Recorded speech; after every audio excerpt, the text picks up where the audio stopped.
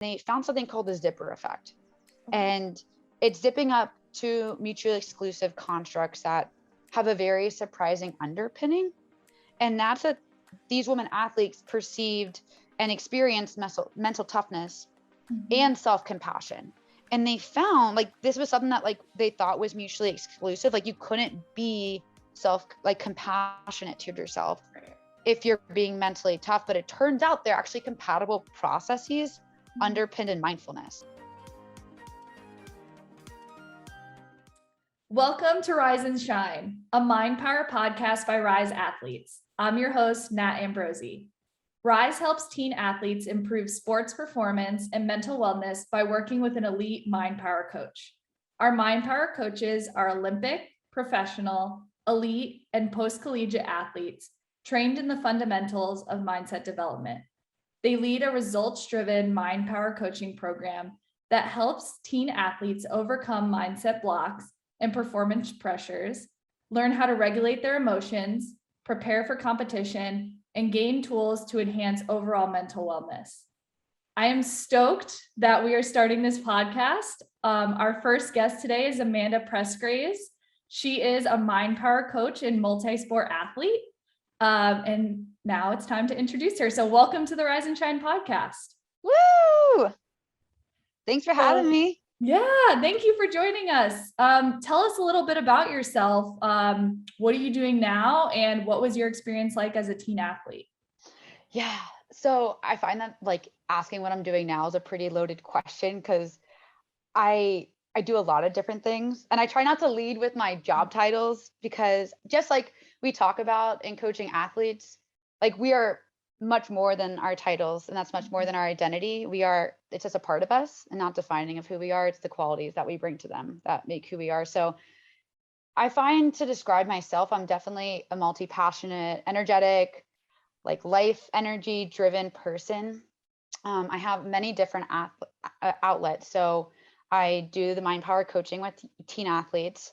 I also lead innovation for a food tech startup. I like to do a lot of community work too. So I run a community co-working space. I'm a writer, so I'm finishing up edits for my book right now.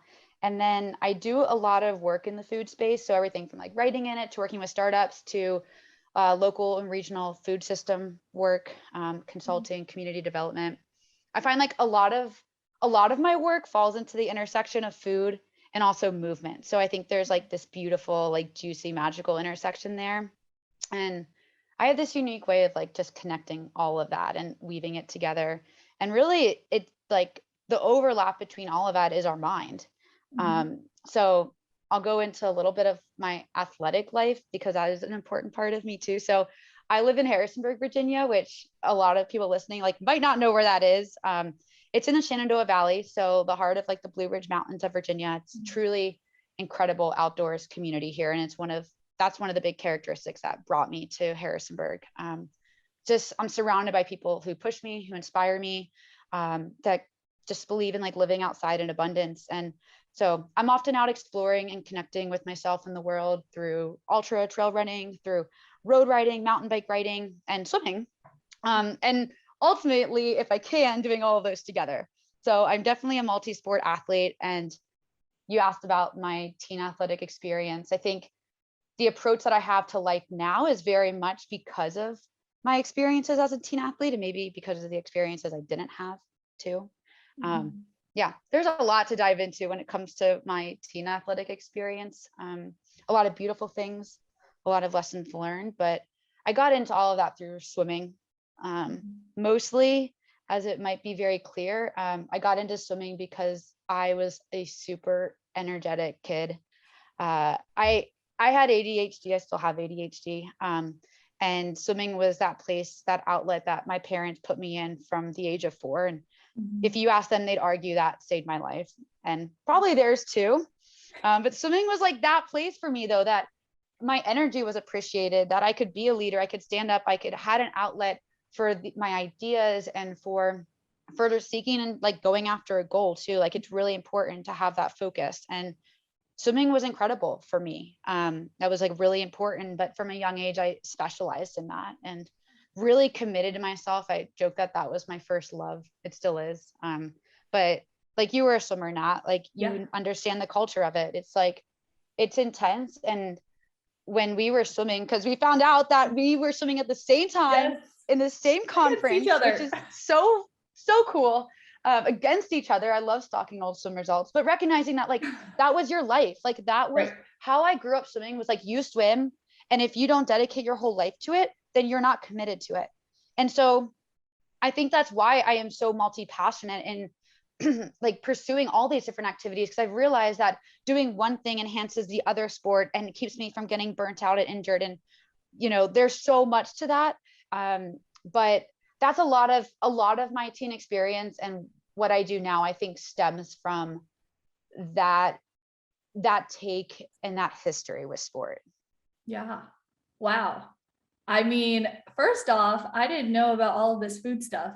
So that is so cool. And that you're a writer. You'll have to tell us what your book is when it comes out, and definitely going to read it. I love reading. Awesome. One of the things I wanted to jump on that you said was the burnout piece, and how a lot of times people are like, you what you just said, there's that myth of you need to go to practice every day. You need to do this. You need to, you know, be all into your sport in order to be good.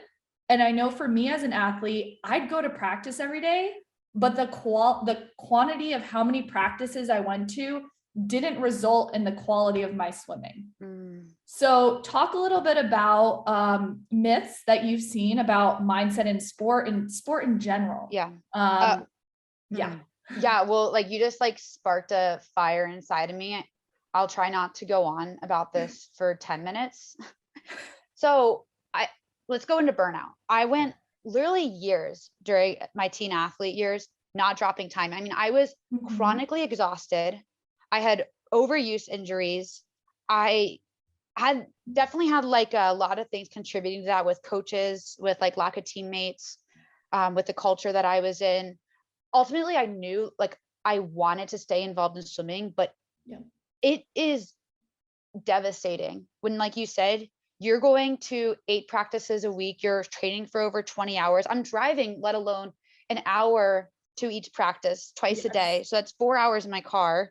I mean, it's like, and then you're taking AP classes, you're trying to be the school president, like you're doing all these things. And when you dedicate your entire life and existence to something and you don't see the outcome of that, it is almost teaching us that what's the point of trying if you're not going to see the effects of it. And that was really hard for me. Like I'll never forget coming back from my championship meet in March and being so sad. Like once everyone went to bed in my house, I would turn the light back on in my room and I'd write, and I would just cry because I didn't understand how I could give my heart to something so deeply and not see the return of my efforts, how I would beat people in practice and I not see that carry over to the meet. And I talk to my athletes about this too, because I realize I'm not alone in feeling this. And it's so helpful to talk to them too, because just a reminder, it's like we all go through this, but so much of my life, like that was really, really hard for me. And I'll carry that into this myth that I learned later on in my life. And I write and I research extensively on this topic, mostly because it's incredibly understudied. And we're just starting to understand the intersection of this. And it's the overlap of self-compassion and mental toughness. Okay, so it's this misconception that many of us think that in order to be mentally tough, you need to be incredibly hard on yourself. When in fact, you need to be as kind to yourself as you are hard on yourself. Wow. And it is something that I understood to be true, but I didn't feel it until later on in life. So when I was 8, I had a coach for a really long time, and he'd always say, it's all between your ears. And I would get like so annoyed and I'd roll my eyes at him and I'd be like, whatever. Like, I hated every time he said that, because he'd emphasize the power of my mind. And it's one thing to talk about it, but it's another thing to not know how to control it. And it felt like this really unfamiliar territory. And I was always like, Nat, you can probably relate to this as a hard worker, but I was definitely a practice swimmer. So I was someone who like did really well and showed up in practice and would like be rolling out the best times and going best times in practice. But for whatever reason, when it came to a meet, I could not replicate that. And it was because this self-induced pressure of performance that I put on myself, and this immense weight that I had when I would walk up to the block and be like, well, all of this, everything you've done is amounting to this moment. Right. And no one ever provided me the tools to go through and work with my negative self-talk, to like how to physiologically train my body to do neuromuscular firing through visualization, or how to feel success deep in my bones as if it already happened. Like no one taught me that resilience and belief was a muscle that I could train too. I feel like, and this is definitely changing, but it's still not talked about enough, but mental toughness in the competitive culture of sports is often viewed as our ability to grind harder, to hustle harder, to rest less, to man up, to train longer and harder and push through pain and silence, ignoring injuries. And like mental toughness isn't inherently bad, right? Like we talk about it, like at Rise, we try to foster it. But, you know, I started to recently, and I think a lot of it is driven by like my connection to nature now and like getting outside and into the woods. But I've been able to observe my past experiences from this bird's eye view now. And as I'm dipping my toe into the ultra endurance world and being on my mountain bike all day and multi-sport endeavors, I've begun appreciating and honoring my body in newfound ways. And I see you doing this, Nat, like when you do a new sport, like it's like you're out surfing, or like you're teaching yourself, like I think, what was it, like badminton, or you're doing pickleball. Yeah. Well, it's like that. It's like you're like in awe with what your body can learn, especially older.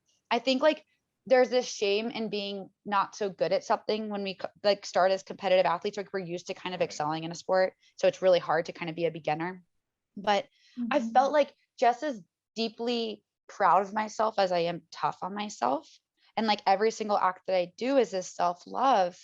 Like each run I go on is like a love letter to myself, and each bite I put in my mouth is this like profound sense of like tender care. And so back to this, you know, you asked about this misconception. There's this really interesting study, and like I said, it's really new research. It came out in 2019, and it was a Canadian study with elite women athletes, and it was not like a huge group, but it was done in Canada, and they found something called the zipper effect. And it's zipping up to mutually exclusive constructs that have a very surprising underpinning. And that's that these women athletes perceived and experienced mental toughness and self-compassion. And they found like this was something that like they thought was mutually exclusive. Like you couldn't be compassionate to yourself if you're being mentally tough, but it turns out they're actually compatible processes underpinned in mindfulness. And when used together, it forms this optimal mindset around athletic sports performance. And so mental toughness is not simply in the absence of self-compassion, just as self-compassion isn't in the absence of mental toughness. Like they complement one another. Yeah. And I like, I know that, it's like, I know it's something that I feel like we don't talk about. Like we emphasize mental toughness, but we don't emphasize self-compassion. So what if we don't need to be tougher on ourselves? We just need to love ourselves harder. Like, isn't that so powerful? And in sport, just as much as, you know, you said, oh, I'm so surprised you like do all this food work too. I look at sport and I look at nourishing as they're both providing this ability to be able to cultivate mental skills that are conducive to your well-being. So like the food that we choose to consume is like just as important as the actions we take in movement. I like think of them as like very important and woven together. So I think I look at a lot of this in terms of like, how can I like give myself love? Like, how does like every bite I feed myself go into making me a better person and making me like my most wholesome self, just as like the movement that I do too. And yeah, it's not something that I think we grew up hearing about. No, I would have to agree. Like everything you said about I love metaphors for things and being able to visually, I'm a designer. So the visual of the zipper, I'm like, whoa, that like Totally makes sense. I love how your brain works like that. Yeah. And I really admire designers for their ability to articulate something that like I have in my head, but I can't put on paper. Yeah. And that's what words are to me. Mhm. Words give me the ability to take what's in my mind and put it down. But there's something so like visually satisfying and simplified about seeing it in a graphic that is just like I see so much of your work and I'm like, oh, I love that. Like I want to learn that skill. No, totally. I'm so impressed by it. I really loved what you said about like right now, as you know, someone in their late 20s, you're really starting to love your body and really understand that. But when you were a teen athlete, you didn't. And I know for me, I've had the same experience of when I was a swimmer, it was like, how do I force my body to do what I wanted to do to make that cut, to make that time, to get to the next meet, to get into college? What would you say was that tipping point for you? So if you were talking to a teen athlete, what was that tipping point for you that you said, hey, like my body can do so much. Look at this. So I would say it was when I felt it. So I went through a really difficult injury my junior year of college. So I swam at James Madison. I was a breaststroker. Nat was also a breaststroker at Delaware, and we raced against each other. And actually, the meet that we raced against each other was my first meet back after this. So I had double hip repair surgery after my sophomore year. So I had double labral repair, and like with breaststroke, many of the people listening might be involved in swimming, or maybe you don't know much, but it's the frog stroke. So it is very intensive and demanding of your hips. And I tore so basically the ball and socket, my ball was tearing on my labrum. And so I got that repaired, and not with the promise that I was going to return to sport. And during that time, I went through a really hard depressive state where I wasn't sure if I was going to return to swimming. And like we talked about, swimming was what I dedicated my entire life to. And I was Amanda the swimmer. Like my identity was formed around sport. And I went through a really challenging time trying to understand what my point and what my purpose in life was after that. And it was during my recovery when I realized that I was going to take this time to write, to implement all the ideas that I had, but I never had the time to do. And I started a food truck during that time, and I worked on my mindset. And it was then that I realized, wow, I'm so much more than my sport. And it brought this levity to me. Like, don't get me wrong, I was deeply committed to getting better. I would do 8 hours a day of PT and did everything I could to return back. But it was then that I realized, okay, if this was the time I could work on my brain if I couldn't work on my body. And so I started working with a sports psychologist. And you know how we talked about earlier, that whole concept of like the story I was telling myself was that I worked so hard, I showed up to races, I gave it my all, and it didn't pay off. Yeah. And so every single time I showed up to the block, I would get performance anxiety. Like I felt like I was hitting this wall, and I could feel my body clamp up. I could feel the thoughts changing in my head. I would notice them. And it was like this spiral I would go down. And I'll never forget this metaphor. This is a metaphor that'll probably resonate with you.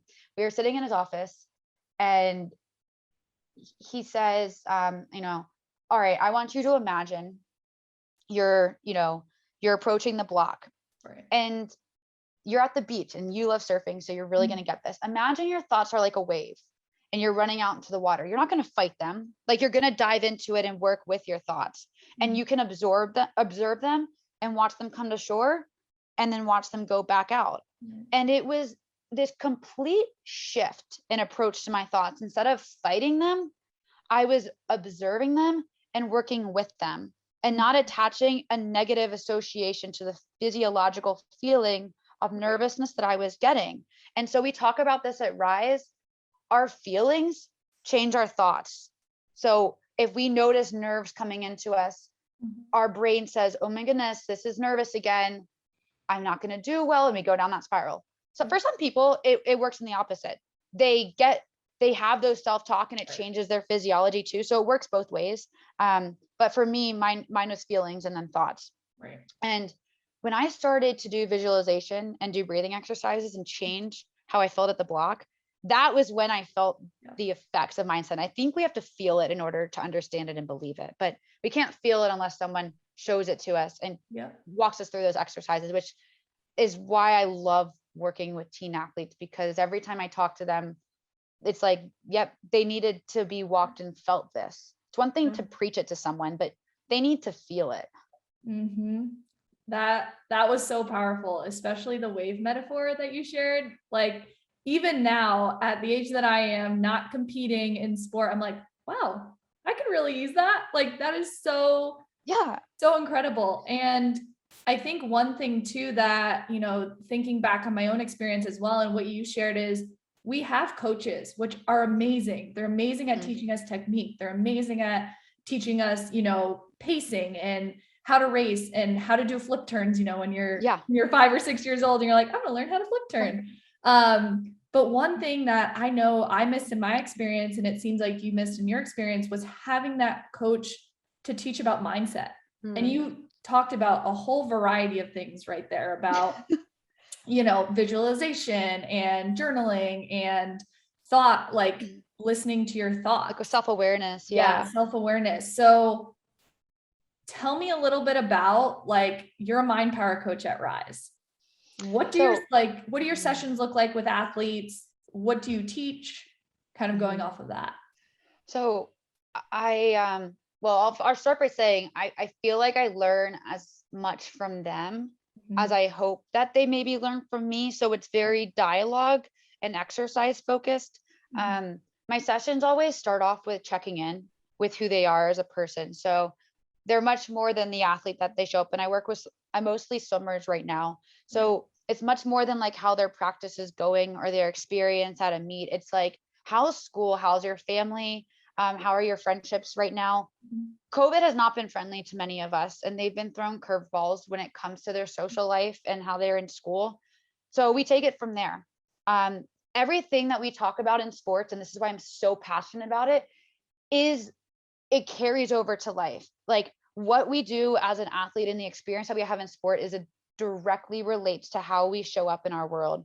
And so I want them to recognize that the same nervous feeling they might have behind the block can also happen when they're about to give a presentation in class. Like, even before this podcast, I paused and did some breathing because I wanted to show up with presence and like clear-mindedness. And that's important for us all to show up with presence everywhere that we go. And so we start with checking in with our feelings. How are we doing? How was the past week? Maybe we reflect a little bit on the exercises we went over the past week. I like to give exercises. I think it's a really great way for us to emphasize the importance of practice and developing our mindset.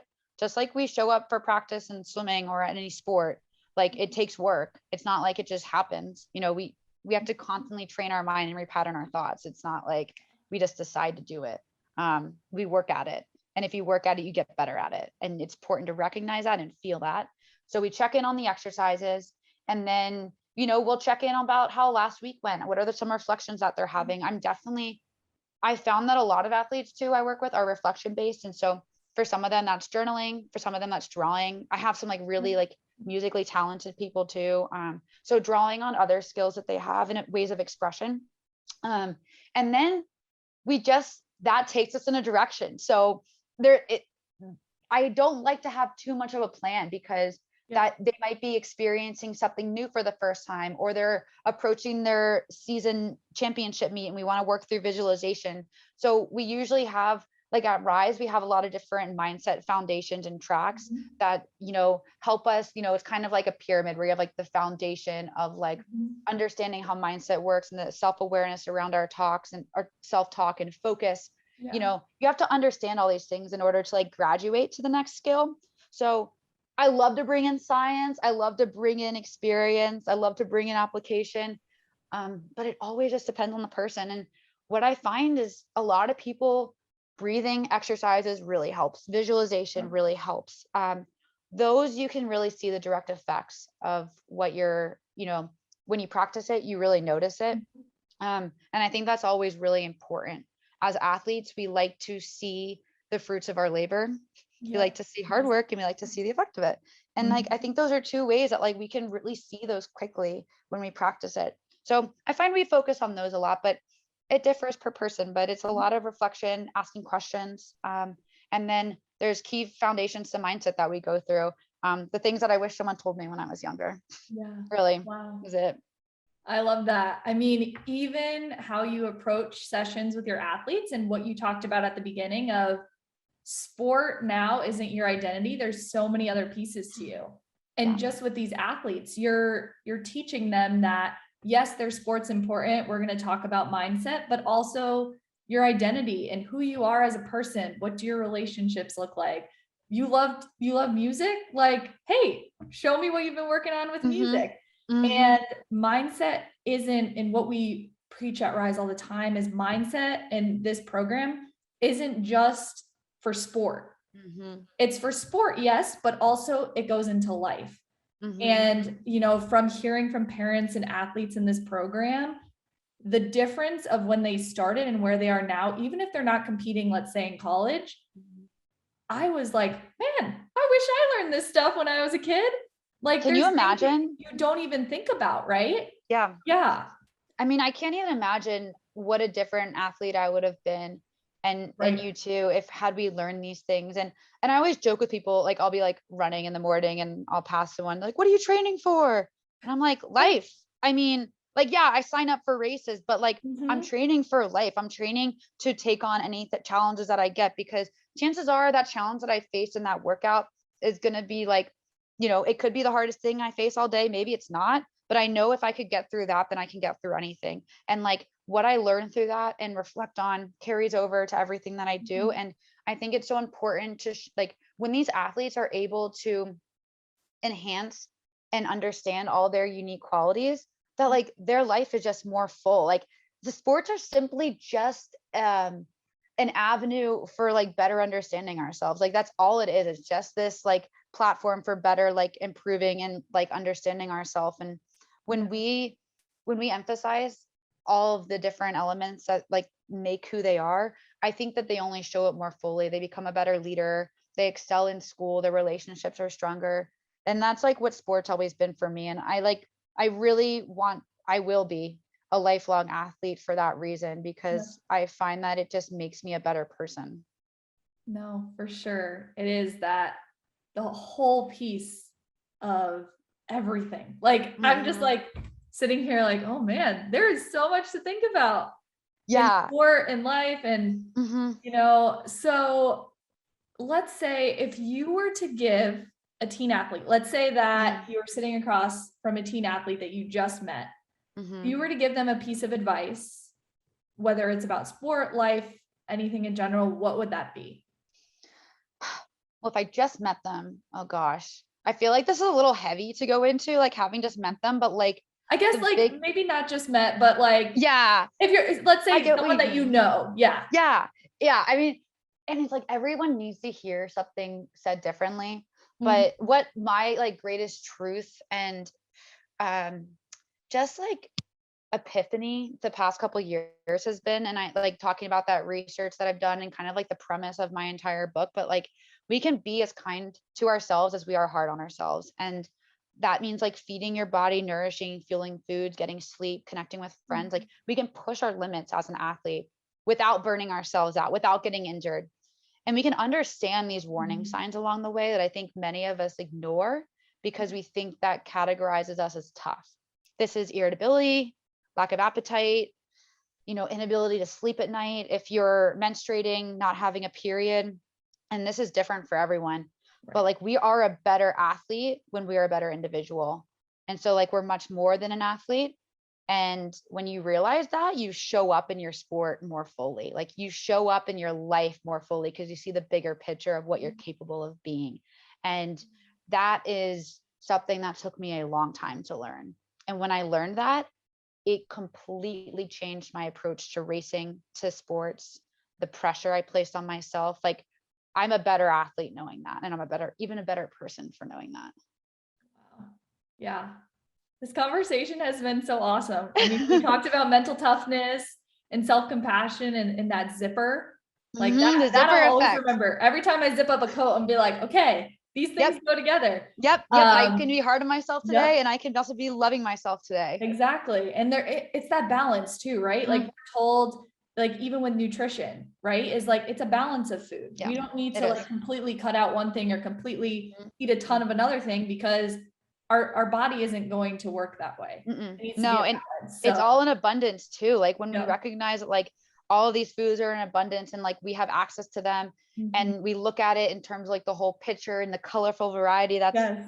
on the menu and on the buffet, I think it allows us to see our world a little bit differently, and like how we can be creative in utilizing all of it. When you say you love metaphors, I have so many food metaphors, and I could go on forever about it, but it's so true. And I hope every time, people zip up a coat, they think like, okay, I never thought of it this way, but I'm going to be as like kind to myself as I am hard today. And I can challenge myself to be a better person while also loving me for where I'm at in that process with it. Yeah, no, for sure. So if there's any, you just said you love metaphors. If there's any metaphor that you can kind of leave our listeners with, leave me with, if you're like, hey, here's a metaphor, what would it be? So, oh, wow, that was a really good question. The first thing that pops into my mind though is nourishment. And I look at food, we look at food as like fuel in the gas tank. And I think it's much more than that.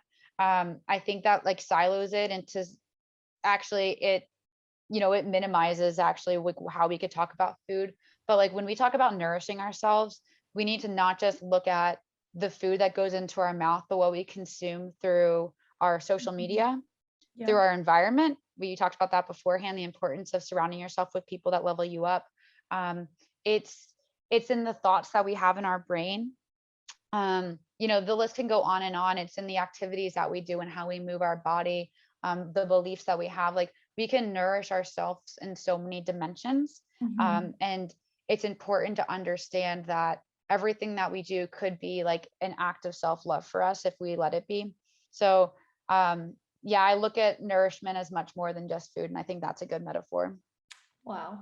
Yes, that is such a good metaphor. Self-love, like self-compassion, I feel like is the theme of our episode. Yeah, it really is. Just with Great way to tie it nutrition, with together. sport, with life, like so many things. So I wanted to thank you so much for being on the podcast and being our first guest. And it's actually Amanda's birthday today. So we want to wish her a happy birthday.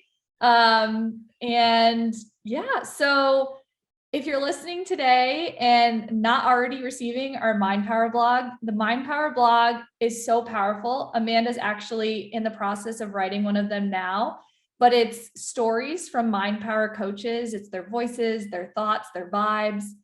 And in order to receive that, you can go to our website at rise-athletes.com and scroll to the bottom and fill out your email, and you'll be added to our list. We promise we're not going to send you any junk mail. It's all really good stories. And to find more about Rise, if you want to be an athlete in the program or sponsor an athlete, you can visit riseathletes.com. And on the top, there's a button that says services. So there's options there for you. Make sure you also follow us on social media. This is where that will be posted as well. So you might already be seeing it on social. Again, I'm Nat Ambrosi. Thanks for watching and listening. Remember, like Amanda said, you're not your sport. There's so much more to you, and you make such an impact in the world.